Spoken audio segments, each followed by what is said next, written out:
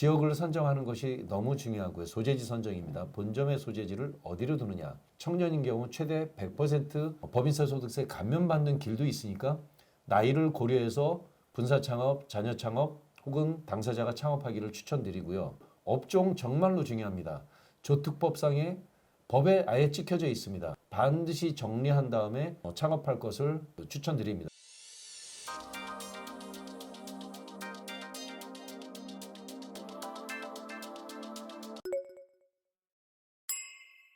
이제 둘째 딸에 대한 플랜 B를 말씀드리면 둘째 딸은 33살입니다.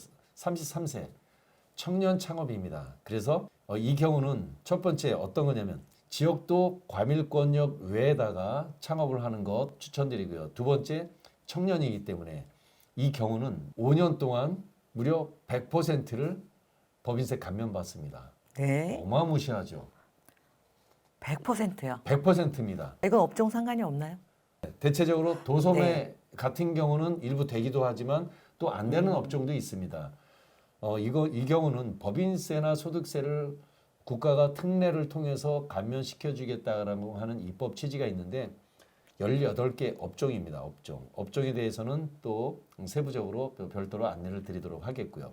18개 업종이라고 하면은 네. 뭐 대부분 들어가고 좀 빠지는 게 오히려 그러니까 특정 업종이 좀 빠지겠네요. 네네. 뭐 이렇습니다. 광업은 기본적이고요. 광업, 제조업, 건설업, 그리고 통신 판매업도 들어갑니다.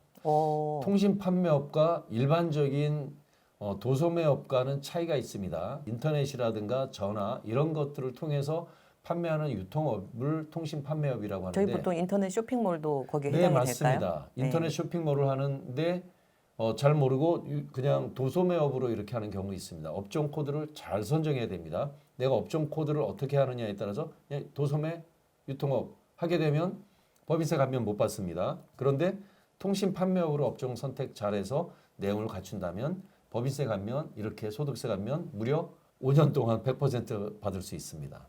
네, 이런 부분이 있었고요. 그럼 5년 동안 이 둘째 딸이 창업을 할 경우 5년 동안 법인세 100% 감면 받는 건데 두 번째는 마찬가지로 벤처기업 인증을 획득합니다. 언제?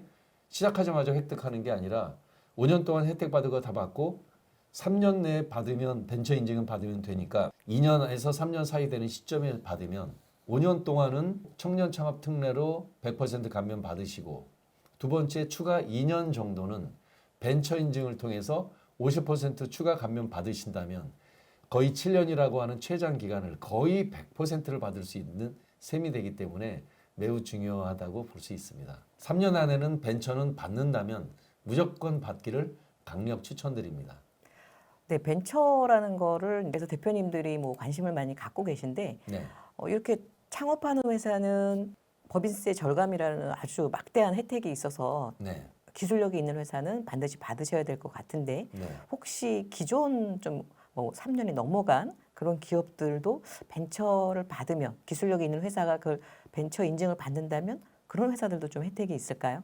세제 혜택은 창업한 지 정확히 3년 안에 만 4년 되기 직전까지 획득을 해야지만이 창업 벤처라는 혜택 때문에 조특법상의 법인세 소득세 혜택 그리고 지특법상의 부동산 취득세 혜택이 있는데 3년 넘어가서 벤처 인증을 획득을 하면 뭐 정부 지원 사업의 우대 가점 또 정부 조달의 우대 또 별도로 정책 자금을 하는데 가점이라든가 이런 걸로 활용을 될 수 있을지언정 세제 혜택은 없게 됩니다. 그 점 꼭 유의하셔야 될 것 같습니다. 아, 그렇군요. 네. 그러니까 세제 혜택은 3년 이내에 네. 받으셔야 되고 그 이후에 받았을 때는 우리가 지원을 하거나 뭐 국가로부터 어떤 지원을 받을 때 가점이 대신에 있네요. 네네, 그렇습니다. 지금 금방 말씀드린 대로 플랜 A, 플랜 B에 대해서 결론이 궁금하실 것 같아서 결론 한번 말씀드리면 큰아들 먼저 전략 창업하기로 했고요. 그리고 둘째 딸도 창업을 하는 걸로 해서 각각 일감을 몰아주기라고 하는 게 있습니다. 법이 허용하는 한도 내에서 예를 들어 분사한 기업이 주 매출이 모기업으로부터 50%를 넘지 않는 선에서 일감을 받아서 매출을 성장시키는 것은 합법입니다. 그렇게 해서 각각의 2개 회사를 성장시킨 후 2기업을 합병할 수도 있고요. 그리고 모기업도 합병할 수 있습니다. 그렇게 될 경우 모기업에 대해서는 가업 승계도 이루어질 수도 있고 모기업 대표님의 어떤 보상도 이루어질 수 있는 여러 가지 솔루션이 있습니다.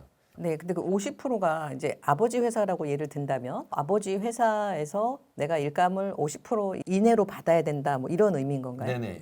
뭐 일감 몰아주기라는 것은 실은 네, 중소기업에 대해서는 제한이 좀 약합니다. 다만 대기업이나 중견기업은 굉장히 엄격하죠. 공정거래법 또 그쵸. 증여세 이런 걸로 법령으로 만들어졌기 때문에 거기는 제한 규정입니다. 그런데 중소기업은 제한 규정이라기보다 50%내 매출이 10억인데 그중에 5억을 넘는 거를 모기업으로부터 특수관계인 모기업으로부터 일감을 받는다면 그것은 불법이 아니고 증여세의 의제로 설정될 수 있기 때문에 내 매출의 50% 이내에 대해서 모기업으로부터 일감을 받는 것은 다 합법적으로 절세가 가능할 수 있습니다. 네, 그러니까 이제 자녀 창업을 했는데 아버지 회사에 일감을 가져올 수는 있는데 네네. 이거를 과도하게, 네네. 어떤 경우 뭐 100%, 네, 그러면은 예, 딴 데 일은 안 문제될 수 하고 있습니다. 아버지 회사 일만 받아온다 이런 네네. 거는 적격한 창업으로 보지 않는다는 네, 거죠. 그럴 우려가 있기 때문에 피해야 될 거라고 이렇게 음. 보여집니다. 그건 일리가 있네요. 창업이라고 보긴 좀 어렵고 네. 그냥 아버지 회사 일을 한다 이 정도로밖에 볼 수 없을 것 네, 같습니다. 그래서 맞습니다. 그런 부분 꼭 유념해서 하셔야 되는데 제가 지금 소장님 말씀을 듣다 보니까 이게 한두 가지 챙겨야 되는 게 아닌 것 같아요. 네, 챙길 게 많죠. 네, 단순히 하나 둘 정보 갖고서 창업 혜택을 받기는 좀 어려울 것 같고요. 네. 아주 면밀하게 검토를 하고 거기에 맞는 창업을 했을 때 국가로부터 얻을 수 있는 많은 혜택을 받을 수 있지 않을까 하는 생각이 듭니다. 네네. 자, 이렇게 해서 지금 자녀들이 창업을 했고 아까 지금 네. 큰 자제분 거 먼저 이제 말씀해 주신 것 네네. 같고 오늘 내용을 뭐 정리를 해드린다면 지역을 선정하는 것이 너무 중요하고요. 소재지 선정입니다. 본점의 소재지를 어디로 두느냐. 내가 할 수 없이 16개 지역으로 서울, 인천을 포함해서 들어간다면 그건 할 수 없는 일이지만 그러나 지혜롭게 창업을 하기를 희망을 하신다면 16개 지역을 벗어난 지역에 본점 소재지를 두는 것, 지역 첫 번째 중요하고요.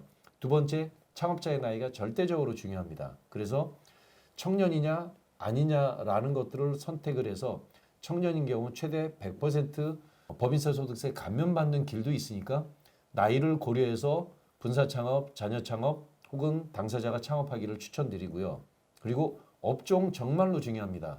조특법상의 법에 아예 찍혀져 있습니다. 부동산 취득세 관련한 지방세 특례법에 아예 찍혀 있습니다.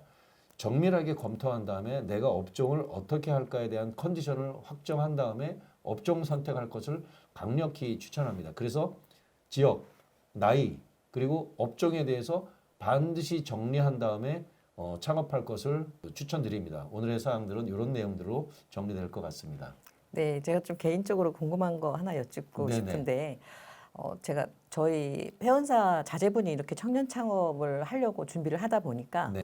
우리 대표님은 이제 과밀 억제 권역 밖에서 하기는 원치를 않으시는 거예요. 네네. 네, 여기가 이제 그 인천 쪽에서 하셨는데 네. 모든 기반이 그쪽에 있다 보니까 네. 그래서 알아보다 보니까 인천이 과밀 억제인데 인천 안에서도 비과밀이 있더라고요. 네네. 있습니다. 예, 그리고 거기가 이제 송도였는데 네. 송도 중에 이제 그 지식산업단지에 회사가 있었거든요. 네네. 그래서 송도에서도 그렇게 이제 뭐 지식산업단지라든지 어떤 특정 구역들이 좀 있는 것 같더라고요. 아하, 네.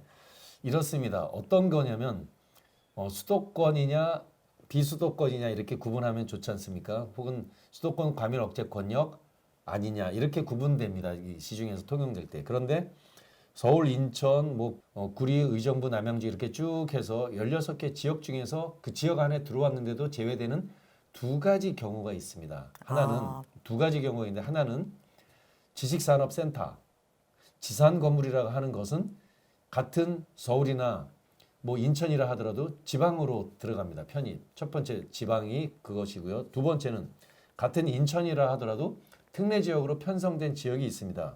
예를 든다면 인천 경제자유구역 이렇게 설정이 되어 있습니다.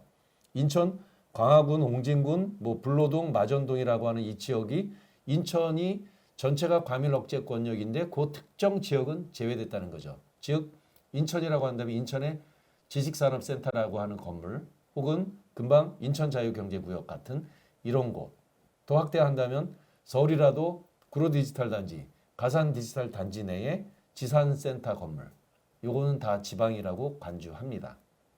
답변이 됐을까요? 네, 지방이요. 네, 지방, 수도권 과밀억제권역 외 아, 이렇게 표현합니다. 네. 아니 왜냐면 또 영상 보시다가 아 우리는 수도권에서 해야 돼. 그리고 그냥 나가버리실까 봐. 네, 또 아닙니다. 서울 수도권이지만 또 이렇게 혜택이 되는 곳도 있으니까 네. 좀 면밀하게 검토할 필요가 있을 것 네, 같아요. 맞습니다. 전략적 창업을 한다고 하면 그 창업주의 일감을 좀 받을 수 있다고 하면 그냥 창업하는 것보다는 이익률이 훨씬 높을 거란 말이죠. 네. 그러면 세금도 많이 낼 텐데 네. 그 세금을 절감할 수 있는 건 아주 큰 매력이 아닐까 싶습니다. 네. 이게 또 이렇게 이어질 것 같아요.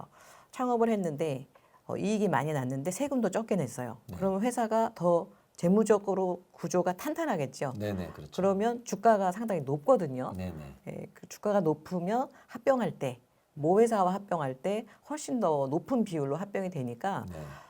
가업승계 측면에서도 상당 부분 세금을 절감할 수 있을 것 같아요. 네, 네. 그래서 단순하게 법인세로 끝나는 게 아니라 이게 가업승계를 할 회사라면 반드시 체크해봐야 될 그런 부분이 아닐까 싶습니다. 네, 네.